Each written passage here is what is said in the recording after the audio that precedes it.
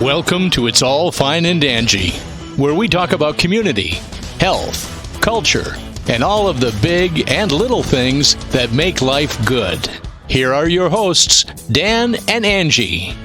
Hello, everybody. Welcome to episode 48 of It's All Fine and Dangy. Oh, wait, Bill Files just said that. Why did I repeat him? He said what?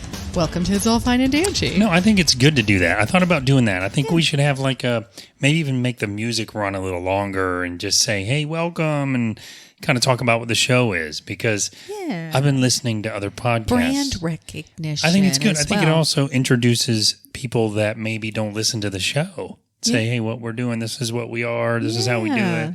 In our own words, maybe. Yeah. Oh, and okay. I think that intro Maybe next time. Next time. So, we did a Facebook Live this week. This is our Valentine's Day special. It is a Valentine's Day special? It has to be because it's Valentine's Day. And what do you say when it's Valentine's Day, Dan? Happy Valentine's Day. That is hilarious. That is hilarious. You're going to say that to me 15 times on Valentine's Day, I probably am. If you guys watch Friends out there, there's an episode. You know the episode. I know the episode very well. Yes, I do. Yes, but it is, because if you're listening to this on the day that it comes out and you just remember that it's Valentine's Day, you are in trouble. Better hightail it. Because it is some tomorrow. Store right now. That's right. No, you should order flowers from Jennifer Smith. Jennifer Smith, which we have already announced. That's right. Check out the website so you can find it. Anyway, we did the Facebook Live this week, and that was super exciting. That was exciting.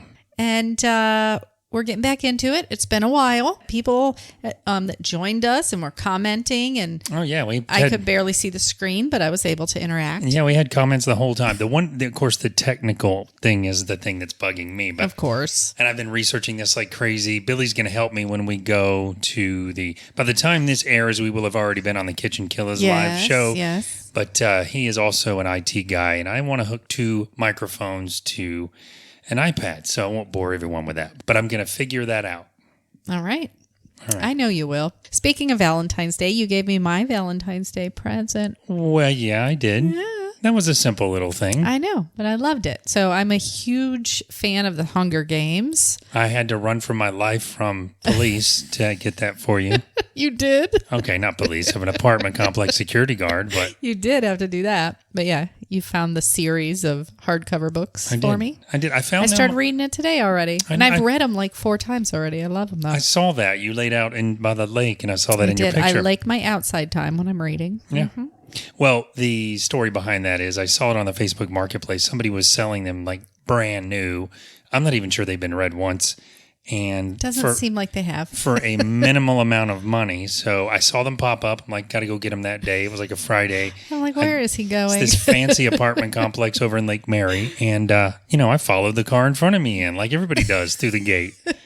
And, they chased me halfway across the neighborhood in a golf cart and told me to go back. And check in. It was like... Give your thumbprint, you ever blood seen sample. Paul Blart, Male Cop? Yes, or Mall they take Cop, it seriously. I guess? Yeah, they were very serious. Got to keep their citizens protected. Is it citizens? Residents. That's the word I'm looking for. Citizens? What is that from? That's from something. I don't know. Hey, I forgot to do something, though. A couple of weeks ago, I finally scheduled a massage that you got me for my birthday in November. You know what? I still haven't used the smoothie card that you gave me in 2013. Still good. Dear Lord. Anyway, I finally did that, and I just wanted to give a shout out to Massage by Tiffany. Yes. She is now right down in the Wekiva shopping center where Fuddruckers is. There's a My Salon Suites in there, and that's where she is located now. So cool. I'll put her contact info in the show notes, but it was a very relaxing massage. She said I was super tense from head to toe and that I needed that. Well, there's a shocker. Shocker. Well, yeah, so we'll put a link in the description of the show to that. Yeah. Go get your massage on and do some relaxation, some self-care, people. Yes. We all need it. Yeah. I say yes, and I never do. I love getting them, though. I really do. You like the really deep tissue ones, though. You want to hurt when you leave, right, yes, buddy? That's true. I want to be sweating when they're doing it because it's hurting so bad. So, what else is up, man? I'm on steroids. You're raging I'm too raging. from it. I had like Steroids do different things to different people. Well, you know, it's weird. So I had like a sinus thing, as you know. I woke up last week and could not breathe out of my nose at all, and it was terrifying. It was terrifying. So I went to one of these like walk-in clinics, which I never do, and they gave me a shot steroids in the butt. And it actually worked. About an hour later, I could breathe. So it's weird, but they'd given me pills to take all week, and it just went, I'm going to bore everyone with that. But anyway. What'd they do at the doctor today? Well, you would do a different kind of doctor today. That was no fun either. Well, anyway, those steroids, the first day I felt great, and now every day since, it makes me feel like I've had too much coffee. I can't wait for them to be done. Yeah. Today they took a camera and stuck it up my nose. Exciting. All the way up. This thing was like 3 feet long. Down my throat almost. It was no fun. What was my response when you told me they were about to put a camera up your nose? I don't remember. I said, cool. Oh, you did say cool. It was actually kind of cool because they watched the screen in front of you the whole time. Yeah. So that was pretty cool. We were both at doctor's offices today. I know. Fine, I had to get a shot. Yes. Tetanus shot. Yeah. It didn't even hurt, though. Tetanus shot, that's the kind where they just like stab it into your shoulder? Yeah, and it didn't even hurt. That's because you're so tough. No, but I don't like needles. I can't look at them. You're covered in tattoos. I never looked one time when they were tattooing me. A little bit, but I didn't sit there and watch them like you do. Oh, I don't mind watching. Oh, no, I can't. Not at all. Now, when I was younger, I was deathly afraid of needles. Me too. So bad to where they had to restrain me to give me shots when I was little. Because I would kick them right in the nose. I didn't care who it was. Kid. I hear that kid. Violent. When we used to go to the pediatrician with the kids, I would hear the kid that's wailing and negotiating and one more minute. Hold on. I'm just, the whole thing. Please, I promise I'll never be bad again. Oh, goodness. So did you do the broom challenge? I did the broom challenge. You did. I watched you do the broom challenge. I don't really do those things. You know what's so cool about the broom challenge? This is the only time of year that people believe that you can do the broom thing when you can actually do it any day of the year, any year ever. It gets people experimenting with something, though. It really does. And it was fun. I don't care. I know it's not a real thing, but it was fun. I've just never been one of those that does any of those. You also did the mannequin challenge of That's only because you make me do that stuff. Whatever. It was fun. You force it upon me. These are the little things in life that make it fun. It's so easy. It was easy. Yeah. Well, anyway. I was on a ladder decorating a Christmas tree when you did that. That's true. And I had to hold very still. No, that was Rachel on the Christmas tree. You were holding a glass of wine, and you did have to hold very still. Oh, yeah. Okay, that's right. That's right. Can we set a date for the vision board? Why are you telling everybody we haven't done that vision board yet? Everybody's not supposed to know. I really want to do it. Hey, guys, I'm guess honest. what? I'm it's honest. February. We haven't done our vision board yet. I'm honest with our audience. Yes. Okay, we do need to set a date, though. But we can't push it out of the way. Okay, I have all these magazines I got to squeeze here. it in between my push-ups. So when are we going to do it? How are those push-ups going, buddy? Let's get back to the vision board topic. Can we? Is there going to be a picture of somebody doing push-ups on that vision board? Exactly. And is the person not going to be you? You know why I haven't done any push-ups? Because I don't have my vision board of push-ups to put we're together. doing the vision board tonight then. Okay. We're going to be up late. Can we seriously pick a date? Yes, What's we will. the date? Let's pick it right now on the air live. How am I supposed to do that? I got to pull out my calendar and everything. Well, look, then you weren't going to stand by it. Find. Okay. Gosh, what is going on right now? I don't know. I'm ready, though. Oh, okay. So let's look at the dates. So Valentine's Day, we know we're going to be at Wekiva Island. That's because right. Atlantic Alibi Yes. is playing. I can't wait. That's going to be great. Okay. So we are committing to the 16th. Yes. February 16th. Let's say about 4 o'clock. February 16th at 4 p.m. Invite me to that and I will be there. All right. I'm putting it on the calendar. It's official. Awesome. And in other news, my son came back from Seattle. Surprised me. We talked about that on the Facebook Live. Yes, I went over there to drop off a piece of paper for his mom to mail to him. And he opened the door and he was standing there. So that was so awesome. He's going to come over this weekend. We're going to hang out a little bit. Surprise, surprise. Yes. And I thought you would be happy to know it is now official that in March, Friends will be available on HBO. Of course I'm happy. You know that. I missed my show. But what has been my sleep show now? Oh, that 70s show. Yeah. I love that show too. That show's pretty funny. The reason we'll have HBO again in March is because Westworld's coming back. Oh, yeah. And Aaron Paul is going to be in it from Breaking Bad. Jesse Pinkman from Breaking Bad. You showed me that. Yes. That's going to be good. That is going to be good. And we had a busy weekend. We went and met with some now new friends, Hugh and Lisa, at King Grove. Yes, we did. And we're going to talk more about them and with them in an upcoming episode. But first week of March. Really nice organic farm out there. We're going to teach everybody a little bit more about the Real Organic Project, which sounds incredibly boring, but is incredibly cool. Trust me. Really interesting. Really interesting. Really is. What else you got for me, man? That's all I got. I just wanted to say, as we're rolling into the community call out, I know I say this for everybody, but this particular interview, I'm really excited to share. We had such a great time sitting with Kim. I love her story. You do love her story. You were telling me about the story before I even met her. Yeah, I know I was. But I just love it when people are successful, especially when I feel like they really deserve it. But anyway, I guess their story is such a great one, and I'm not going to talk about it too much more because she goes through it. But please stay tuned. To the interview. Yeah, it is a really great interview, and it's a really interesting business. It's a real interesting journey, and I think if you are interested in crafting or any of that, you will definitely want to give your business to this particular crafting business. So, yes, I think so. Yeah. So anyway, we'll be right back after this quick break with the community call out. Okay.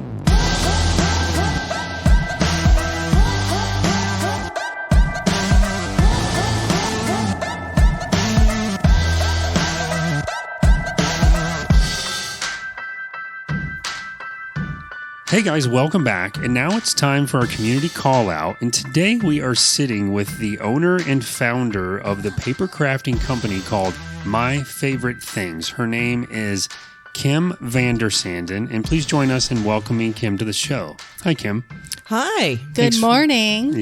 I'm happy to be here. Bright and early on this Sunday morning. It's 10 a.m., which is bright and early for me on a Sunday. You got us up early this Sunday morning. Absolutely. It's a beautiful day, though, so we needed to be up early. It is. It's a gorgeous day. Oh, the weather right now is so awesome. I know. You get to actually wear a sweater outside today. Mm-hmm. It's nice. Yeah, exactly. So, Kim, before we get started kind of talking about My Favorite Things, can you tell us a little bit about yourself personally? I am a wife. I'm a mom to 2 beautiful daughters, and we have a zoo. You do have a zoo. Tell us a little bit about that zoo. We're actually sitting in the zoo right now. We're in the middle of the zoo. Yes. And I want to preface this by saying our house smells really clean. It is really clean. It is. Because as soon as I start getting into the quantity of animals, people are like, oh my God. I'm never going there. No, yeah. Well, I can attest, as someone who is sensitive to that stuff, like the kennels, I can attest to the fact that, yes, the house is very clean. It smells very clean. It's not that kind of zoo. Yeah, no. So we have 8 dogs. We have 6 cats. We have 3 birds. We have a bearded dragon. I was trying to think of the name of her. We have a tortoise, and we have 10 hens and a rooster. Oh my goodness! It is a zoo. That is a full-blown zoo. It's a petting zoo, actually. It is.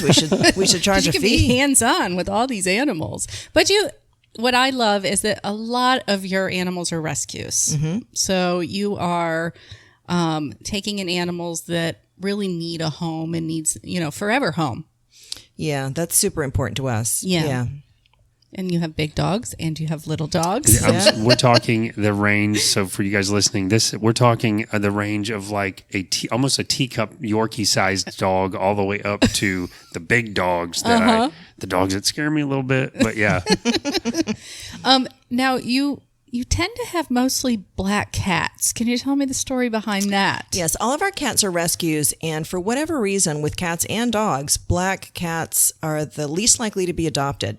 Really? Same with black dogs? Yep. They're superstitious. Superstition. Mm-hmm. So we've kind of made a point in donating primarily black cats. Wow. Yeah. That's definitely a problem in the shelters. I never would have suspected people believe in that. I know. Wow. Superstition still exists, people. Yes, it does. The whole knock on wood thing and whatever. I mean, I don't even really know some of them. What, like breaking Something a mirror? About walking under a ladder. Oh, yeah. Done that like 1,000 times. The black cat crosses your path. Yeah. It's supposed to be bad luck or something. Mm-hmm. Yeah, and it's associated with like Halloween and scary stuff. Sure. And they're the sweetest things. So to shift gears again back to your business, can I remember? So I've known Kim for a long time, just for the listeners again. And I remember, Kim, when you had in your old house a little room that had, it wasn't really even the whole room that was full of this stuff. You had like a wall. It was like, if I remember correctly, like one of those pegboard walls people have in their garage. And you had various cardstock and stamp things and stuff. And I used to tease you about the cards that you would give me for my birthday or whatever, and they were awesome. But I used to jokingly say, well, why buy a card when you can make one for 3 times the price? And absolutely. Who's laughing now? Because I love telling that story because it's really not 3 times the price, just for clarity. It might be, though. It might be. Oh, really? Yeah. Oh, okay. One single card, yeah. Oh, yeah. Oh, because if you make more than... Because you have $75 in tools involved. Yeah. Oh, okay. Good point. But, the cards were really, really cool. Those 3D type cards that look like they're almost hand drawn, and it was very detailed and really nice. But I love the story of how you have kind of gone from that little thing to what you guys have now. So can you walk us through, it's a big thing to sort of try to answer, but can you walk us through how you got started with that little space in that little room and how it grew from there into the business that you guys have now? Sure. The long and the short of it is I was a card maker by hobby and then decided to open up an online store, really not with any intention to make any money, but to be able to get the stuff that I liked crafting with at wholesale. Oh, smart. That's the reason. That's what real crafters do. Yeah. That's brilliant. And so once I built my first store, I went to Office Depot and I got the Web in a Box $100 startup kit. Oh, yes. Yeah. So I really had a smoking website. Yeah. I bet it was amazing. Oh, totally. And a lot of animated GIFs and things going on. No, not even. Like, I think I took a picture of some scrapbook paper that I really liked, and that was my background. Oh, nice. It was sad, but it is what it is. It served its purpose for you, though. It did. So then you could get your own supplies for your own crafting at wholesale price, and that was the intent to get started. Yeah. And at that time, I was working for what's now iHeartMedia, and my boss there basically said, well, why would anybody shop at your shop versus anybody else's if you all have the same things? Right. And then I thought, well, that's a really good idea. That's a good point. So then I decided to create proprietary products. I thought that was what was going to entice a customer to shop with us versus someone else if we had something special that they couldn't find anywhere else. Right. So that's kind of how it all began. Now, how does one go about finding proprietary products at that point? Well, the way to do it in our industry is to design and create the products. So I had to find a manufacturer and I had to find illustrators. Right. And start really from scratch, square one. And at that time, our market, clear stamps, were like nobody really was doing it. There was maybe 1 or 2 other companies. It was like that part of the industry was in its infancy. Perfect timing that's then. the timing to get in, yeah. But of course, I didn't know, anything about that. It just felt like it was going to be a fun thing to do, which I now think really served me very well because the intention wasn't to make money. Yes, I also think sort of the accidental theme for the podcast this month is really about people that are chasing their passion or have chased their passion to success. And I think this is a great example of that because you did this because you love doing it, not because you wanted to get rich from it or anything like that. And I think that's what makes people most successful because you were just sharing with others what you love to do. Yeah. And then to be able to turn that into a successful business. Right. I mean, it just kind of comes to you, I think, because it really has. It's been such a serendipitous experience. Like I don't even really have words. That's just really the best word. Yeah. There's never been any real struggle. There's never been a business plan or, I'd always write my, intentions for the year or stuff like that, but there's never been anything formal. Yeah, that's funny because we're just about to do what are they called again? I can never remember the where you put your pictures in a inspiration board. A vision board? Vision board. We're getting ready to do a vision board. I've never done one before, but I totally believe in that kind of thing. And you and I know, have similar beliefs about how the universe works and all that. But the fact that you did this thing out of passion, you did it because you wanted it to get the better pricing for yourself initially, just so you could do it yourself, and your general passion for it, I believe, have a lot to do with how the stars just kind of aligned and it just worked out. So you had that little room in your house, you had your thing going, you started getting your proprietary stuff on your site. Can you give us, maybe the short version of how you went from that to this? Because this is a very significant business now. It is. It is. I'm happy to say. Yes. I learned something interesting from you about that crafting is like the number one hobby. It was, and I'm not sure where it sits now, but at some point it really was like bigger than golf. Yeah. The paper crafting industry, which encompassed also scrapbooking at that time. Yeah. But, Sure. I don't know where it is now, but it's still a thriving industry. Yeah. It really is. So you had that site going, you had your little room, and was it just a matter of getting more business coming through the site and more business coming through the site, and it just from there it just ballooned? Well, it's kind of a cool story. So I had these proprietary products, and I got my samples in the first real products that were ready to sell. Sure. Kind of at the end of, or the middle of February. Right. And I had gotten let go from what was then, which is now iHeartMedia. They had just kind of eliminated my position. Sure. And so we still needed that income. So I had given myself until March 1st to see if I could make a go with this. Yeah. And I got my products in the middle of February, and there's a large scrap or a large paper crafting forum called Split Coast Stampers. Okay. And they have a set of concept designers. I think it's 12. They're called the Dirty Dozen. And at the time, they were really the influencers. Mm-hmm. So I sent product off to them. And every day I would watch the gallery to see if any card samples had been posted.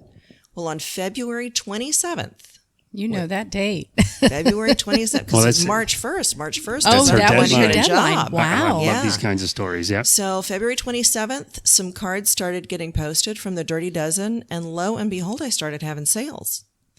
So that next several days, I think the sales were like $300, $500, something like that. Right. And it was just enough for me to say, okay, I'm going to give this just a little bit more time. Of course. Yeah. So they were posting your cards like they had created a card out of your product. Mm-hmm. And then, of course, they mention you probably in their little blog or whatever they were doing. And then people were directed to your site. Yes, it was just so overwhelming. Wow. It was the coolest experience, really. So when you were getting those I can't say the word, proprietary? That's it. You don't even have to cut it out because it's one of those words I cannot say. When you were getting those samples made, how did you find out who to go to for that? Because was it graphic designers? Were you already networking with people that could do stuff like that? How did you go about that? Like, how did you find Split Coast Stampers? Well, a friend of mine recommended Split Coast Stampers, and then she said, "And tell Martin I said I'm sorry." That was her lead in, because it's a huge online community with tons of just ideas, inspiration, and lots of different companies represented. And for the listeners, Martin is Kim's husband. So yes, that's a key detail. Yes. Let's see. So at the time, I was a member of Split Coast Stampers, and I started posting my own little card samples. And then I was contacted by Julie Ebersole, which was at the time she ran the Dirty Dozen, and she asked me if I would want to send samples to Split Coast. And I said, oh my gosh, yes, of course, that would be like the coolest thing ever. So I sent them to her. She distributed them amongst the team. And all of a sudden on February 27th, things changed. And what's kind of a cool story in that as well, my right hand in the business is Jody Morrow. And she was actually on the Dirty Dozen team at that time. And she was one of those first people that, and I didn't know her, that used the products to create samples.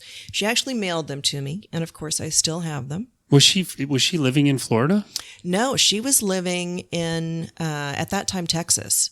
Oh, wow. Okay. I know Jody. I always thought this was more of a local thing. So go on. This is really interesting. Yeah, she actually moved to Florida about 9 years ago this August. Right. To work at MFT, and her husband worked at MFT for a while, and then he got back into the medical field. Sure. I met her in Texas. There was a card swap where you create a set of cards, and then you go and swap them with other people. Right. Interesting. And it's kind of a cool way to meet up, and you meet all of these, people that and you see know other online. people's creativity. Yeah. I mean, that, and do you keep those cards or do you share them with other people? Well, in that case, I didn't finish them because I got too busy socializing. Gotcha. Right. Okay. So I still have the pieces and parts, I'm sure, or have donated them, but I never got around to finishing the cards. When I met Jody, literally all I said to her, and at least a half a dozen times that day, was, "It's so nice to meet you." It was kind of like, it was akin to me to meeting Martin. When I met Martin, I knew, there's my person. Yes. Yeah. There's my person. And when I met Jody, there's my platonic soulmate. I knew it to the depths of my core. I didn't know how it was going to pan out or what was going to happen. But when I met her, it was just, you clicked. It's so nice to meet you. Right. Yeah. And we didn't even click personally because we didn't spend a lot of time together, but we clicked energetically in some way. I don't really know. That's how to cool explain though. it. That is a good feeling when you find that. And that's proven itself to be a real thing now, for sure. Yeah, it was a very special moment and not something that happens frequently. So you had those sales start up in sort of February, March. Did you see a steady incline from there? Yeah, I learned that what the industry did at that time for these smaller independent companies, of which I was one, was to create monthly releases. So we would create a new product release based on either a holiday or a general theme, and we'd release those things, and that's how we kind of maintained a steady income. Right. So who designed the new products? That is also kind of a cool story. One of the products I carried online originally was from a company called the Pajamas. And I contacted the owner and I said, I'm looking for somebody to do some illustration, and, would you be interested? And she said, no, my style is too distinctive for my line, but she recommended to me a site called portfolios.com. And I don't even know that it's around anymore. But when I started looking, and I spent hours and hours on that site, I was drawn to work from an artist named Christy Beckwith. And that's who I worked with for the first several years. She was our primary illustrator. Oh, cool. Cool. You still remember her name. That's pretty impressive if you're not using her still. So we do on occasion. Oh, do you? Yeah. Did you come up with the ideas and then kind of give it to her, and then she came up with the illustrations? Is that how it worked? Or did you kind of let her run with it? Initially, she had some illustrations that I just thought were the coolest things, hadn't been done in the market. They were super hip.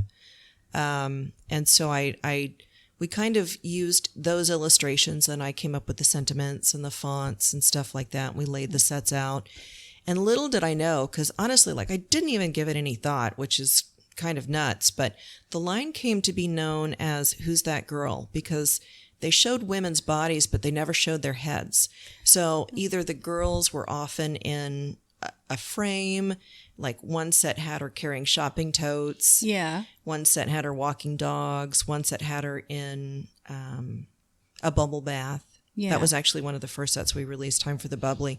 So you couldn't see the lady's head. Right. And so it became the Who's That Girl line. And that wasn't even a name I thought up. That was a name our customers thought up. Oh, that's clever, though. And what was kind of cool about it is that could be anyone. It could be them. And that's kind of what the appeal was about that line. That's wow, cool. That is very cool. Yeah, makes it a lot more personal too, because it could be you. Yeah. So you're still online now at this point, and that's growing. When did we move to a brick and mortar type business? About I guess close to 9 years ago, we got to the point where we needed to move out of the house. It just was too much product. Yeah. And we moved into our first retail location in Tavares. It was about 800 square feet. And then as soon as our year lease was up, we'd really already grown out of that space. So then we moved into our new space in downtown Eustis that was 1,600 square feet. So doubled. Wow. Yeah. And then a few months after that, less than a year after that, we took over the next space next to us, which was an additional 1,600 square feet. Holy moly. And then about 6 or 7 months after that, we took over the other space next to us, which was also 1,600 square feet. So the business just keeps booming from that initial little site that you set up. Yep. Wow. And then in 2014, we bought the building that we're in now in downtown Eustis, and it's a total of 16,000 square feet, but we really only occupy, well, no, that's not true. We've got 6 apartments upstairs and 3,000 square foot dance studio, or it was a dance studio, but it's now for us. And then we have all 9,000 feet downstairs. Wow. Yeah. And it's a beautiful location. It is. It's an old building and it's gorgeous. It really is. Isn't there a cool story about how you came across that? Yes. I'm telling you, so many serendipitous experiences. It just lines up. I'm telling it's so you. crazy. So we were looking downtown. It's important for us to be part of the downtown community. We were looking downtown for a building, anything that was available down there, because Eustis is very small. We're not exactly a booming metropolis. So we'd looked at those few buildings and nothing worked for us. And we were meeting with our realtor, and Brianna said, gosh, I wish this building was available. Brianna's your daughter. Yeah, Brianna's our oldest daughter. Yep. And who also works with business. She runs customer service and our website and a million other things. And she's nonstop. She is. She's a little firecracker. Yeah. Yeah. Yes, she is. Yeah. All that energy that I had to deal with when she was little is paying me back in spades now. No doubt. Yeah.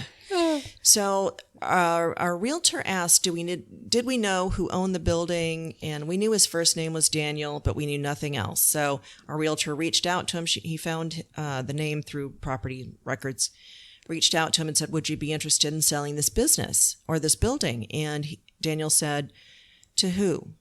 And then when our realtor gave him our names, it turns out that the 3 spaces that we were leasing was a very, very good friend of Daniel's.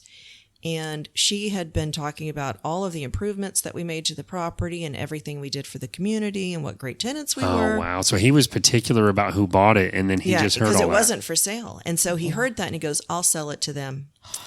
And what the heck? I know. And it gets even better. So when we walked in the first time to take a look at the building, I'm like, oh my God, this is amazing, but there's no way we can afford this. There's just no way. And Daniel said, I'm going to sell you this building for $800,000, and I know it's going to appraise for higher. Yeah. And the appraisal came back at $875,000. So he sold the building to us $75,000 less than it was worth. Wow. And he said, and because commercial real estate, you have to have a much larger down payment. He said, I'm going to loan you half the down payment up front.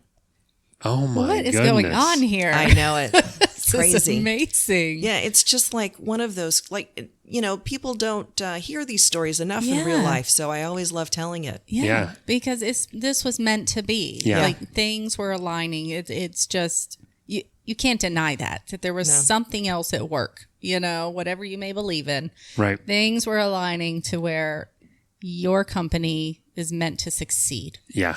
It really feels like, and I don't take any credit for it. I mean, I feel like things are coming through me, but I don't take any big credit for it. Yeah.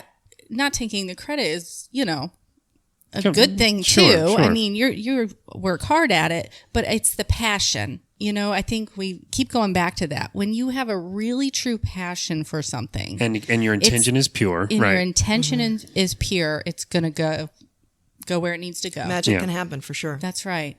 Now, this is truly a family business because obviously it started in your house. Who was the working force in the house when we first started? Martin and Brianna. Yeah. Yeah. It was Brianna's unpaid job for a long time. So I was going to say, we always use the children, like, you're going to learn a good work ethic, going to help mom out. So what kind of things were they? I mean, this was like packaging stuff up, shipping it mainly, stuff like that. Packaging products, printing out all of the orders, getting them shipped out the door. So everything from A to B. Yeah. Tell us about A a to Z. time when you maybe had an extremely large order or something. Like when that first one came in that was like, oh my gosh, we might need to get out of the house. Yeah. Right. And that's why I was asking if it was kind of a slow and steady growth, or was there a moment, a day, a week, a month where you were like, wow, this is going to be like a big business? The first big order, like really big order that I can remember, was from a distributor, and they placed a $20,000 order. And to me, that felt like I'd won the lottery. Of course. I mean, yeah. it was just crazy. I mean, that's significant. Yeah. Oh, look at that. Said the same thing. Yeah. So, but it just, every step has just been so organic. Yeah. And I just was going to allow it to happen and not get in my own way. I didn't want to put limiting thoughts on, we can never do this. And, we shouldn't do that. I love that you didn't so as a person who is type A and everything, I love that you didn't start over analyzing anything. It's almost like you just let it happen as it was meant to happen. And sometimes I think the over obsessing every detail and analyzing the little things that happen, you can skew the natural process. Yeah. Yes. And it seemed, you didn't limit it, but you also didn't put too much pressure on yourself. So I think those two things kind of just go hand in hand. Setting goals is great, but not putting that pressure on yourself as far as, I've got to reach this amount of money at this time. You probably didn't have too many of those thoughts. No, and I still try not to have too many, I have a forecast, a goal forecast of what, we want to do in sales every year, but I can't have money be the driver. Yeah. Because then it stops the magic. I really believe that.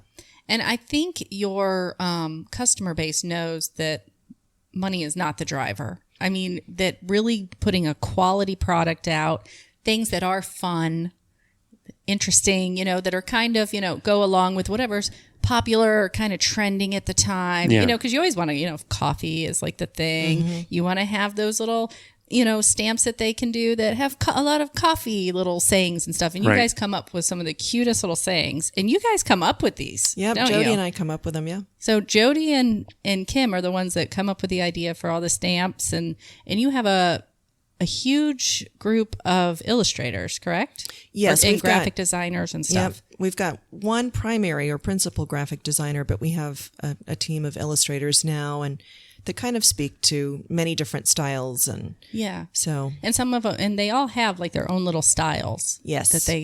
It's very distinct. Like when you start looking at the stamps, you can start telling that, that is from this artist, like any art. Yeah. Yeah. They have their own style, and it's really cool. So do you, and I'll clip this out if the answer is no, but do the illustrators and your team ever physically get together? No, because we've got one in the UK and we have one in Japan. Oh, wow. They're all over the place. Yeah. That's impressive. Yeah. So it would be kind of a challenge. Oh, of course. Yeah. We get together with our main team that's in the US, and then our girl from Canada that we love dearly, but not. There's the other philosophy too, that sometimes when you pull the whole team, I have this challenge with my type of business. Sometimes if you pull the whole team together, the business shuts down while you're together. So you can't really do that. It's like that whole joke about the whole band shouldn't fly in the same plane at the same time. Yeah. I'm going to shift gears for a minute though. I do want to come back to some of the gatherings that you have around the company or within the company, but you also have something that I refer to as almost your mission statement, but you guys have what you refer to as your core values. And when I read your core values, I'm going to run through them really quickly, but I think it speaks to the type of company that you are. And I think it speaks to what we have seen just on at knowing you on the outside of your company and the gatherings and just the synergy in that place when we go into the actual store. And so the core family values are MFT is family, customers first, get out of your way, care about others, practice integrity. It's not just paper and ink. MFT is all about the experience. I love this next one. Give. And there's little sort of sub sayings under each one, but the give one says, give, and then the sub saying is freely, unabashedly. You can never outgive the universe. And I love that. So true. 9 is love. 10 is be you. And 11 is have lots of fun. Nowhere in there does it say sell, sell, sell, or any of the things that you would expect. Reach quota. Yeah. Right. For like an internal, driver for people. And I love that. I think that speaks to the type of company that you are. And I also think it contributes to your success. So props to you guys for that. Thank you. How did you guys come up with those? Was that, that was obviously a team effort, but what was the process in coming up with that? We had met several times to come up with this, and just nothing was flowing. It just, we would sit and not get anywhere. Yeah. Your intention sometimes is hard to put into words, I think. Yeah. If you're staying genuine to it. Because it starts feeling markety. Yes. Right? And then about the third or fourth meeting, all of a sudden it all came. Yeah. Like Brianna had been looking online at some mission statements, purpose statements from other companies, and found kind of a layout that was fun. It's not like ours, but that was kind of where our inspiration came from. Yeah. Like, maybe we don't need to have this like so heavy. Yeah. Maybe it can just be fun and say what we want. Yeah. And maybe it just doesn't have to be one statement. Like a lot of them are just one statement or sentence that kind of puts into words. This is a lot more than that because you want to be a lot more. Yeah. Right. And we have 11 because we did it during our 11th year. Oh, I love that. Very cool. Yeah. And I do like all the little, we'll post the website so you guys can check that out because that is it just keeps you inspired, I think. And you have them posted at your business, of course, so that people can be reminded that this is what we're about. Yeah, that's something really important. And I part of that too is to help the staff that works there that maybe hasn't been with us the whole ride, what the ride is about and why it's so important. Every little thing that they do, it's important to do it right. I think things like that also, like you said, for new staff, they give you a sense of sort of what the whole organization is focusing on. Because, there are places where it's all about sales. So, and that works, I guess, for some business, and maybe it has to be that way for some business. But to me, reading that kind of a statement, it just really clicks with me because it's all about making everyone's life better in some way. And especially if you see that once you start working there and you see that the company is backing up what this mission statement actually says, that's even more inspirational. I totally agree. And I think when I say making people's lives better, having a job, making money, that makes your life better. Giving to other people makes your life better. Yeah. Loving other people makes your life better. So that's sort of the reoccurring thing I felt as I was reading through them that you don't really see at every company, So again, I love it. Now, can you tell us a little bit about those gatherings that you have? I know you guys do where you have a group of people into the shop, you sit down, you go through these sort of courses, classes. Can you give us some background around what those are? Those are MFT retreats. Okay. What is an MFT retreat? We have, and at this point, the group of ladies that join us every year are pretty consistent. It's we don't advertise it. We start first with people that have been at previous retreats. Right. And then it honestly never makes it past that list. We're looking to really start another one to give new people a chance. Right. Because it's become such a special experience. I don't know that there are many other crafting retreats where at multiple times during the event, you're just crying happy tears. They are. True. It's like crazy. Oprah. It's like Oprah's giveaway at the MFT retreat. There's that energy I'm talking about, though. Oh, I'm telling you. So, but what do they do? So for someone who's not in the crafting business or does the crafting, what is a crafting retreat? We have 5 different instructors that come in and teach 5 different classes to the groups of ladies. And then, of course, Miss Angie helps us out with all the decor and the yummy food, and all the other instructors, when they aren't instructing, they're there assisting the instructor that's instructing that at that moment. This year, we've got a super cool theme coming up, and we're just excited to explore it. We try and keep a theme every year. Last year it was Old Hollywood. Yeah. Right. So we had some photo booths with fun props and stuff like nice. that, and all of the decor and food and stuff was geared along those lines. But it's just special. These ladies are just dolls, and there's just so much love. There really is just so much love. Now we've known them for so many years, and it's a special event. So when you say, it's classes. So for instance, these are people that would typically buy the products, and you're teaching them how to do some of the specific types of crafting, different techniques, and using different products. Yeah. Okay. Wow, and they that's take cool. this and they use this in the cards that they create. Mm-hmm. So that's their craft, creating these. The beautiful cards that you used to get from a birthday get for your birthday from Kim. Yeah. And I mean, these are things you can put in a frame. I know. I've seen them. They really are. Yeah. These aren't like your Hallmark card. Well, see, and I think also too that inadvertently becomes good advertising for you, because some of the best businesses I've ever known, they don't really advertise. It's people seeing the product and then they go, where did that come from? How did you get that?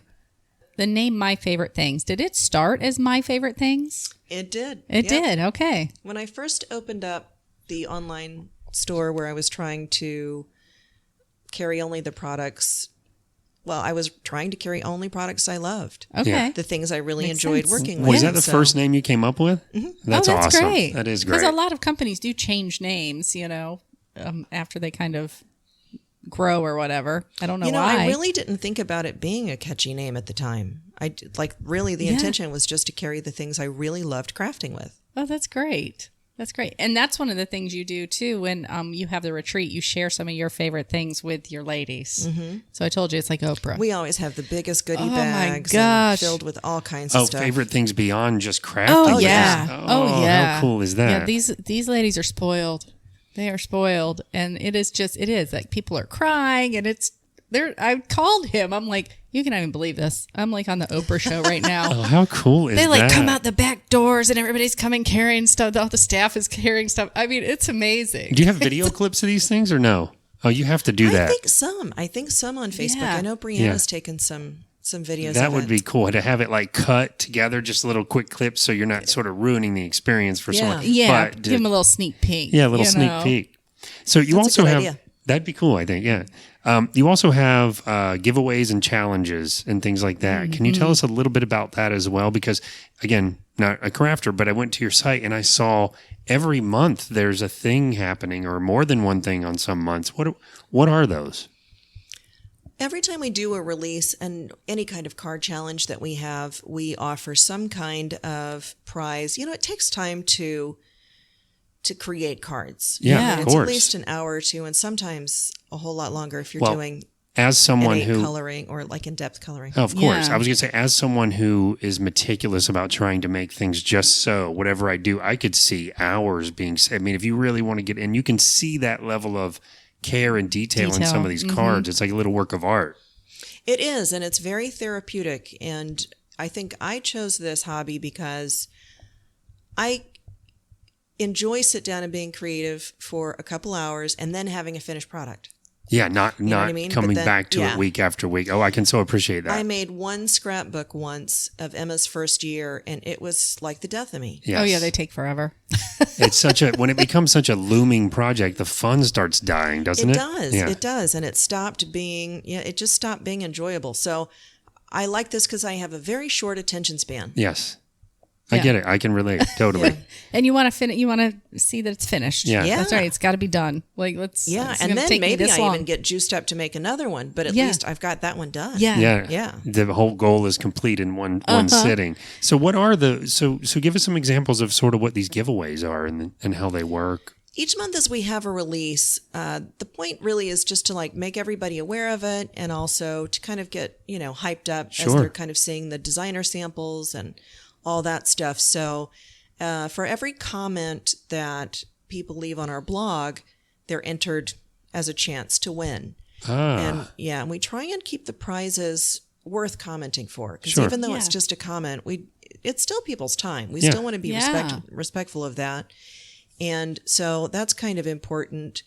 Also keeps your community involved with the company, which is great. That's the biggest thing to us. We really want a strong sense of community. Yeah. Because people that are crafters, I have found that a lot of them are kind of looking for their place to be. Sure. Yeah, I could see that. They have found this, and this is their home. And so that's why it's so important for us to maintain that sense of family. Yeah. There's like a kinship between crafters. I get that for sure. And the challenges that they do vary. I mean, it can be, you've done like color challenges where they're using interactive cards because you have all the tools to make all those. Yeah. So they all have challenges on all sorts of different things, just depending on what the release is. Oh, you and guys the creativity that comes out is amazing. Well, not to sound like a fool here, but you guys do like the interactive, like a pop-up book where things move when you pull a tab or something? It's not a pop-up book. I'll have to show you online, but basically there are samples of, you can have things like jumping up. Like something will peekaboo out like behind a cloud cool or is something. that? Pull the angel out. Or a card where there's a dinosaur and then you pull the tab and his mouth opens and a message slides out. Oh, how cool is that? It's really cool. Yeah. So That's really we neat. work to, and Jody is pretty hands-on. She's the mathematician, and it takes, honestly, a lot of math and geometry to figure that stuff out. Yeah. So she's the mind behind a lot of those, and we have a lady on our design team, Laura, who's also got that same mathematic brain. Wow. For creating cool stuff. It's like origami or something at some point. It's cool. Yeah. It really is cool, and it's special. And, some of the stuff people come up with is just amazing. And our intention is to enable crafters to create things that there's no way they could without the tools we create. Yeah. But we want to make it easy for them, because everybody wants to create a card that, when given to its final resting place, is going to be like, oh my God, how did you do this? Right. Yeah. And I'm never throwing this card away because it's yeah, too no. cool. Yeah. You know, it's a little piece of art, like I said. We spoke to Barbara Trazi at the Linus Project. That's that organization that makes blankets for the homeless. Quilts and blankets, yeah. And it reminded me, because she told us about, there's a male quilter on YouTube, and it's called like Man Sews or something. And I watched a couple clips and it was great. But it seems to me that crafting is, paper crafting, it's almost like the guy that's typically in his garage with all the woodworking stuff. It's a very meticulous process, and it is an absolute skill to be able to put this stuff together, to get all the math right, to get it put together right. It is, to me, it's every bit as complex as something like building a piece of furniture, if your passion is the craft instead of the furniture. Yeah, so it can be. Yeah.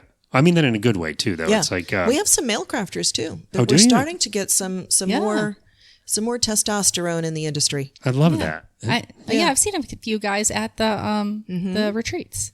Yeah. Oh, very nice. That's awesome. So, what's next for My Favorite Things? What's the long-term plan here? The long-term plan is that we are looking to, because over the years, My Favorite Things has amassed a large amount of art. So, and when we take our art and break it down into black and white line images, we have a lot of like fully colored, beautiful florals, but we can't use them as is. We have to really dissect things and break them down for our industry. And so we have actually started another company that will be launching some products this year. Cool. Called Paper Celebration. Oh, nice. And we are moving into the stationery market. Very cool. So you'll be taking those images and putting them on just stationery for some just journals, some to-do lists, cool. some notepads. And you love that kind of stuff. So this is right up your alley. Yes. And there are a couple things that we're working on that will be fun surprises when they come out, because there are a couple products that we're making that haven't been done before. Okay. So I'm really excited about that. Oh, That's cool. awesome. Another passion project. And it sounds like what you're saying is some of the art, the complexity of the art doesn't really work well with the regular paper crafting, but you can use those for stationery still. Exactly. Oh, that's awesome. That is really cool. That's exciting. Didn't know that. We got a little surprise today We in did, this for interview, sure. didn't we? Definitely. Sneak peek. Sneak peek, for sure. Well, keep us posted on that, because we'd love to talk to you about that company when it starts up and spread the word. Yeah, and we can always cut this out if we need to, but I know that there was some talk of you and the girls setting up to do a little crafting podcast or an MFT podcast. What's up with that? Well, my podcast extraordinaire has emailed me back, and I have been out of town and have not reached back out to him. But yes, we are ready to go. Awesome. Cool. I think that's going to be really fun. I think that would be really good for your industry. Yeah, I mean, I do I too. really do. Yeah, we talk about the kinship and the trying to find where you belong, and I can relate to that in different things. But I think there's a sense of community around the conversation, around being in the conversation too. So, Yeah. And Kim's teasing me about being the podcast extraordinaire, but I'm excited to get involved with helping you guys with that, however I can. Yeah. and to listening once you get it going. Yeah, Jody and Brianna and I and Steph when she's in town, and Lena when she's in town, and Erica when we get to see her. But the three of us that are local, Jody, Brianna, and I, we don't need a script. We're just ridiculous together. Yeah. And it's so much fun. Yeah. And I'm sure it'd be fun to listen in on too. Those organic conversations, which is what we're doing now, really for the most part. But when Angie and I have the organic part of the conversation in our podcast, it just flows, and you almost have to watch the clock. Where you're And like, especially when you have a good synergy with somebody Yeah. or a group of people, And that comes across. It really on the, does. on the podcast. Yeah. And I think it's clear that you guys do. And I also think your intention comes across in a podcast where, we call it walking the talk. Yeah. And I think that, existing customers, new customers really appreciate when they can kind of listen in and feel like they're part of the conversation. Yeah, you know? that's what it's going to be. Yeah. But when you guys do it, is it going to revolve around crafting, or is it going to be girl talk sometimes? Like, what do you think you're going to make it? It's going to have to be probably primarily girl talk. Yeah. Because I think that would be great. I do too. I think if the premise is it's my favorite things, you talk about the crafting and stuff sometimes, and maybe you have an episode where you don't really talk much about that at all. Yeah. Maybe you have an episode where you do, and it's just organic, I think. There will likely be a cocktail involved. Yes. So God only knows what's going to happen. Who knows what's coming out on that one? I think it'll be great. Well, we're excited to be involved and excited to listen in, and excited to spread the word when that comes out. Of course, when we get that rolling. Okay, so we ask every one of our guests, and I kind of know a little bit of the answer to this one already from you, but I'm going to ask it anyway for our listeners. But do you get involved in any sort of local community organizations or charities or anything like that you'd like to help spread the word about? We get involved with every single thing we can. I really believe that you can't outgive the universe. Yes. And so we work with Deliver the Difference, which is local to Lake County, and they've got a ton of programs. They've got outreach programs where they go to like in Puerto Rico after the hurricane, where they deliver meals. Oh, wow. Oh, great. On the local spectrum, they deliver weekend packs and summer packs to a lot of the kids in Lake County that the only meal that they may likely eat today is the free school lunch. Yeah. So they send them with a backpack filled with food for the weekend to We give love them that. We work food with to an eat. organization like that. Yeah. It's amazing. And we do the Amazing Race for Charity. Oh, we went down there last year. We are That's going to fun. actually do that one this year. If my hip is good, we're going to do that one because that is looks so fun. It is, and it is great. It supports the community and lots of other places. Indeed, We work with the Strut Your Mutt, which supports the animal shelter here in Lake County. Of course. There are a million local cat and dog charities that I donate to that I love. Florida Little Dog and Rough Times Rescue and Lucky Puppy and Candy's Cats that are all that we've adopted animals from, know a lot about, know the good work that they're doing. And of course, we've got soft spots for animals. Of course. So it's super important to be part of the community and to share any kind of wealth or love back with that community. Yeah. We need that. Yeah. Our It's world reciprocal. needs that. Yeah. I totally agree. I also think it's reciprocal too, though. I think it comes back to you in spades. You guys do something at the store where you shut down early on Thursdays for something like that. Can you tell us a little bit about that? Once a month, we're actually going to start being closed on Thursdays. And once a month, we do something fun with our team starting at noon. Sometimes it's bowling, sometimes it's team training, sometimes it's coming over here for a pool party and a barbecue, sometimes it's a movie, but just something that everybody's still getting paid. It's just forced time together so that we can continue to bond as as family. It's team building for sure. Yeah. That's huge. I think and sometimes you do like charity stuff during that time too, because I know you've done that for us. We've done turkey handouts with Deliver the Difference. Mm-hmm. That's right. We got the bags together. They put all the bags together for Bags of Hope. That's them right. 100 bags that were beautiful. Rhonda Santillan is like, oh my gosh, you made these bags.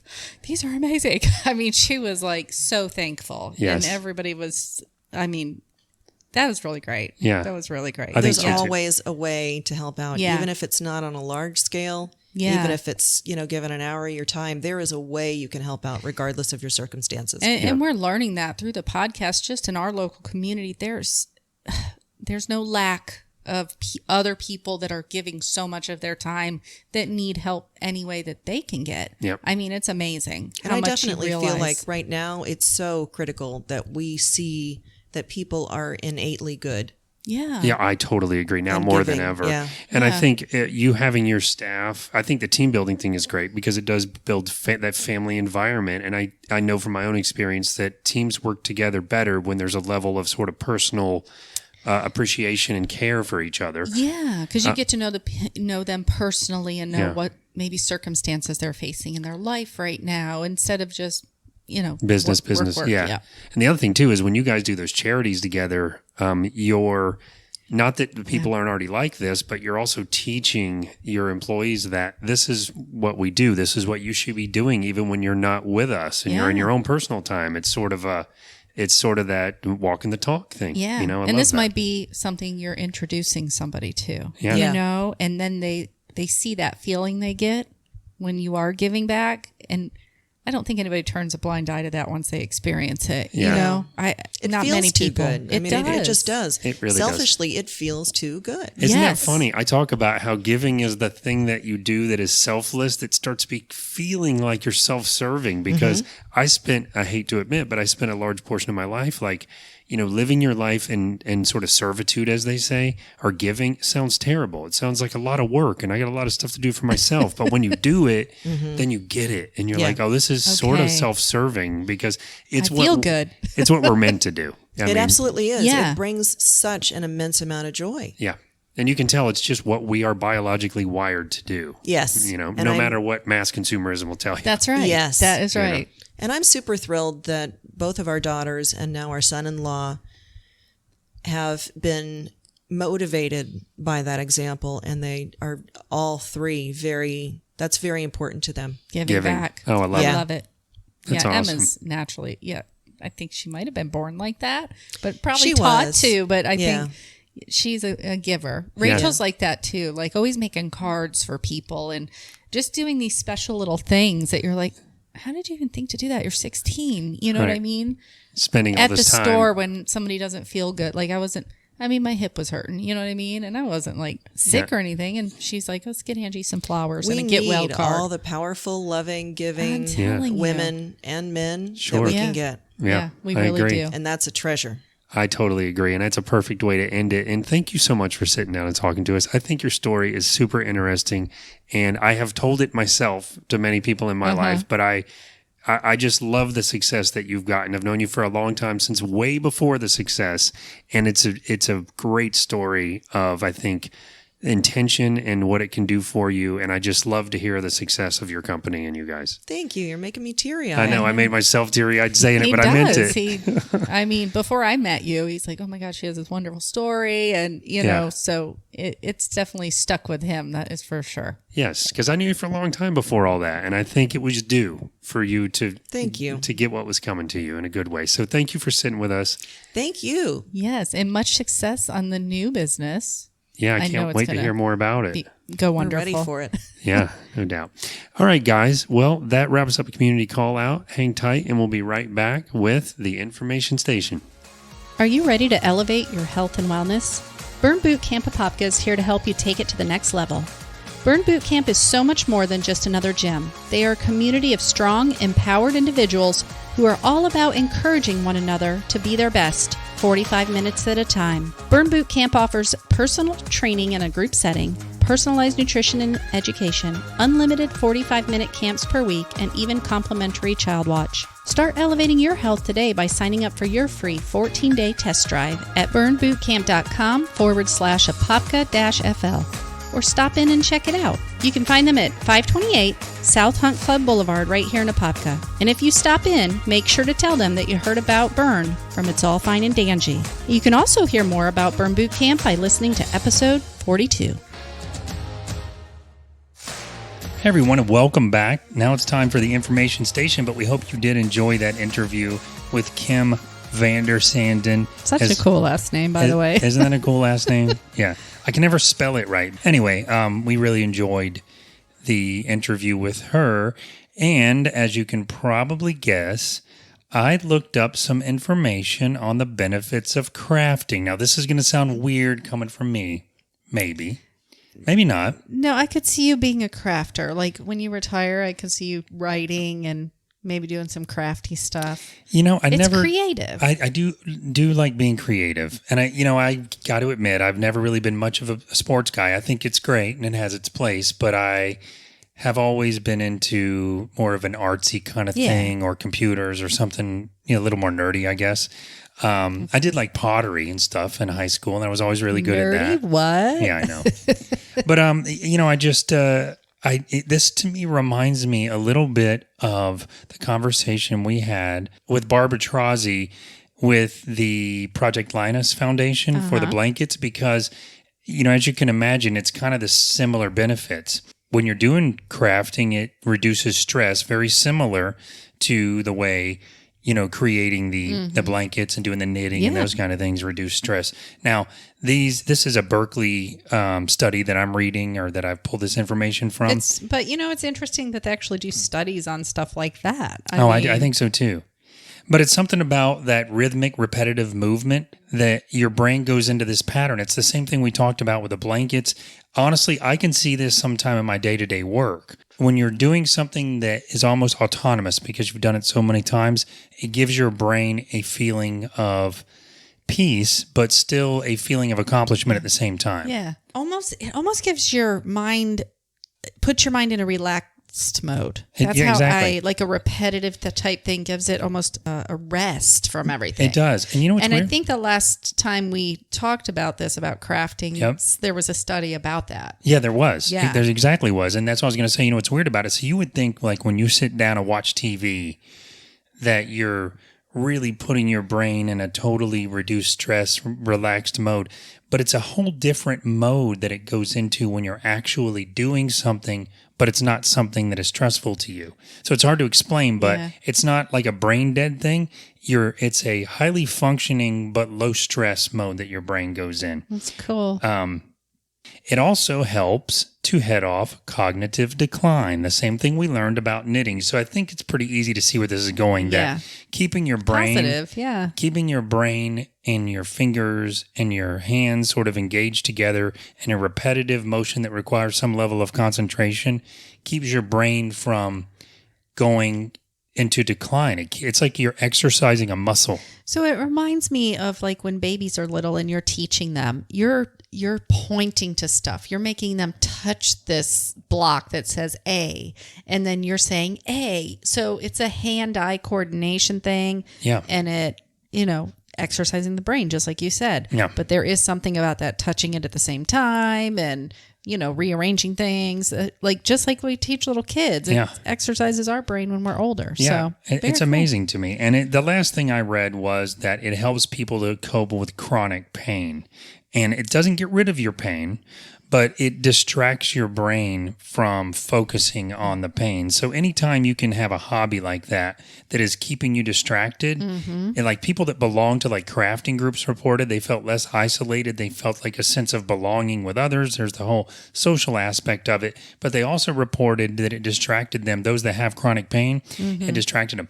Yeah. To know that it's also has the benefits of actual physical benefits to your body. Yeah. It's very cool. It interested me when I first met her to learn how big the crafting company is. Like how big crafting is as far as of a hobby. Oh, just in general, yes. I couldn't believe it. I'm like, no, this is like your local little shop where people come and pick up a few things.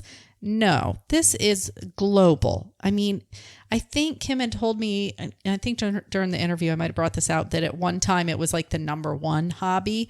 It's still in like the top 10. Really? Hobbies. Wow. Yeah. That's awesome. But one of the things that was concerning to me is the fact that, you think of counterfeiting things. Yeah. Who thinks that crafts are counterfeited? Like, nobody really thinks of crafts as being counterfeited, right? Yeah, I know where you're going with this because I know the story, but I never would have thought about that either. Yeah, because you think of things like handbags or perfume, right, that are these knockoff brands, but they're taking advantage of the superior value of the product that's actually counterfeited. Yep. They're stealing. That is stealing, right? Of course it is. Well, you know how I feel. I'm one of these people. I don't steal music or movies. Yeah, I don't stream it unless I bought it. Yeah. So I can't stand it when artists are getting ripped off. Yeah, and I'm not trying to go negative on this, but what I thought this is important to bring out is especially small businesses like My Favorite Things. I mean, even though they're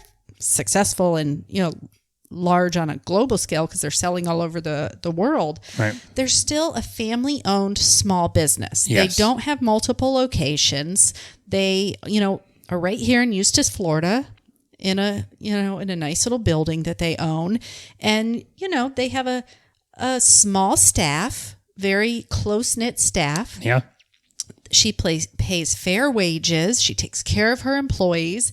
And we don't think of, if we're buying something that's counterfeit, how that is stealing from that company. Oh, of course. Yes. And I think it's important for all of us to kind of sit down and think about that. You know what I mean? Who is this affecting? Because, I looked up something that's like hundreds of billions of dollars are made from counterfeit products every year. Wow. I mean, this is nearing the trillion mark, from what I've read. Doesn't surprise me, but still. It's crazy, and even with crafting products, like, they have artists that come up with these concepts and these ideas and graphic designers that design it. These are trademarked things. Yep. And, other companies that think they can make a very small buck off of it because they copy the image. I mean, these counterfeiters will straight up take your image of your item and put it on their website like it's theirs. And you think you're getting this product at a very discounted price. That's if you really want to do the right thing.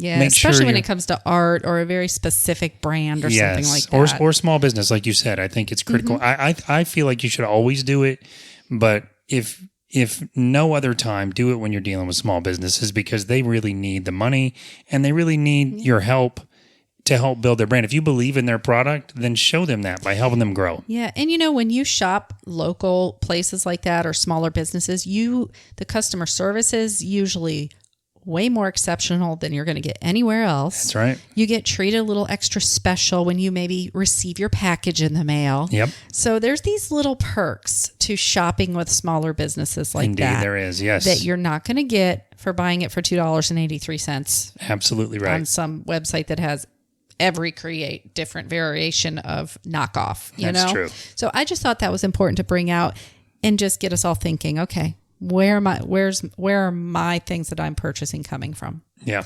Anyway, though, that pretty much wraps up the show this week, guys. I did want to plug a couple things. I know we haven't done that in a while. The Podcast Mafia is a Facebook group that we were recently introduced to and added to.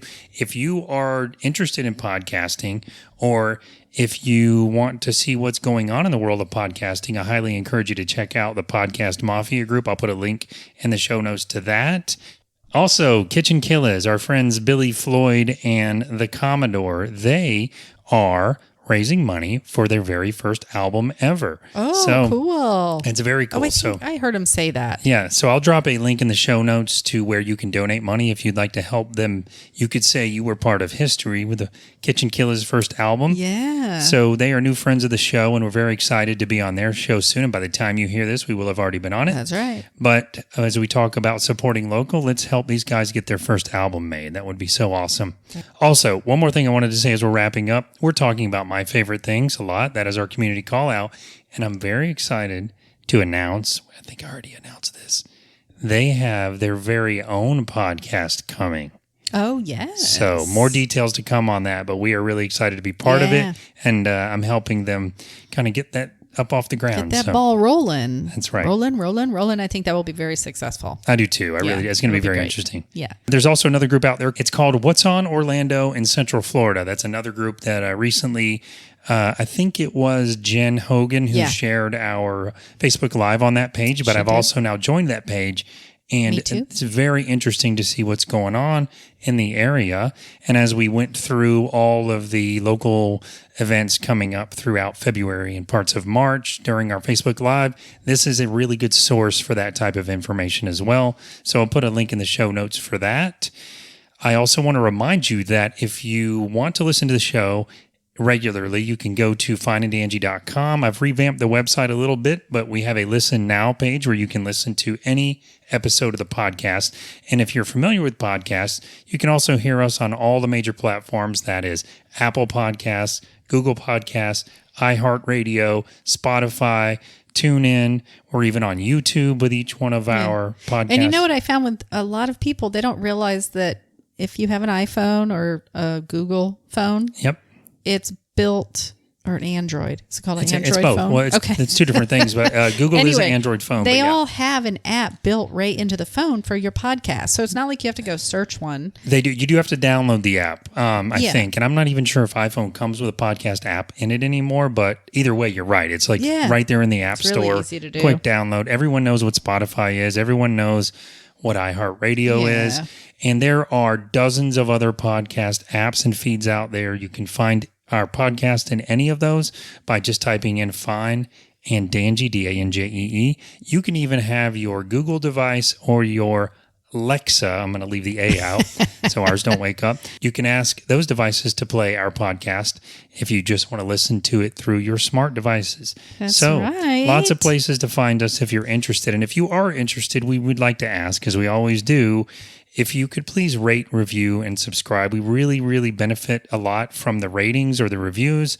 We've got very positive reviews. We can always use more, and it helps us. You can never use too many positive reviews. That's right. For sure. And if you ever want to chat with us, leave us a message. Give us a call at 407-490-3899. We'd love to hear if you have any ideas, if you have any upcoming events that maybe we need to know about to share with the community. Give us a call, leave us a voicemail, and let us know if we can play you on the air. If, maybe you're just saying something kind or have something to tell the community. Or you can email us at feedback@fineanddangie.com and also find us on all of our social media the same way. At Fine and Dangie. That's right. That's where we're at. All right, guys. Well, thank you so much once again for tuning in and sitting with us for a while, listening to our wonderful community call out that we had this week. Anyway, guys, so we look forward to all the great interviews that we have coming up. We are booked now all the way through June, and lots more guests on the list to get scheduled. So we are excited to just keep bringing you great interviews every week, letting you know what's going on in the community, help support small businesses, small farms, all that jazz. But you know what? At the end of each and every single day, we want you to remember, it's all fine and dandy.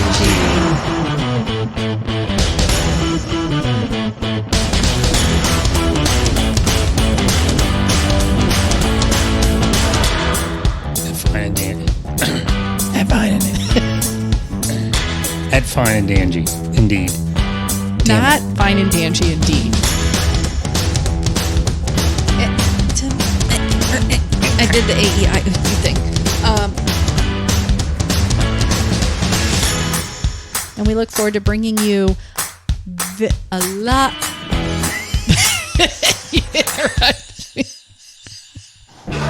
If you could have seen Angie's facial expression just then, I looked like she was having some kind of a seizure.